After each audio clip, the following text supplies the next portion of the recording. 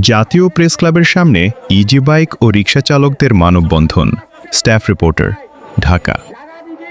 রাজধানীর জাতীয় প্রেস ক্লাবের সামনে আজ ১৯ এপ্রিল ২০২৬ সকাল ১০টায় রিকশা, ব্যাটারি রিকশা ভ্যান ও ইজি বাইক চালকদের উদ্যোগে একটি মানববন্ধন অনুষ্ঠিত হয়েছে। সড়ক শৃঙ্খলা ফিরিয়ে আনা এবং জীবিকার নিরাপত্তা নিশ্চিতের দাবিতে এ কর্মসূচি পালন করা হয়। মানববন্ধনে বক্তারা বলেন, বর্তমান নীতিমালা ও জটিল প্রক্রিয়ার কারণে অনেক চালক বৈধতা পাচ্ছেন না।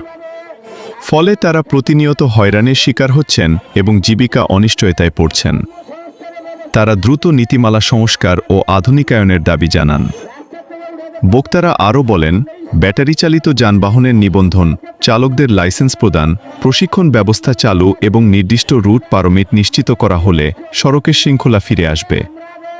কর্মসূচি শেষে সড়ক পরিবহন ও সেতু মন্ত্রণালয়ের কাছে একটি স্মারকলিপি পেশ করা হয়। দাবি আদায় না হলে ভবিষ্যতে আরও কঠোর কর্মসূচির হুঁশিয়ারি দেন অংশগ্রহণকারীরা। মানববন্ধন এই মুহূর্ত শেষ।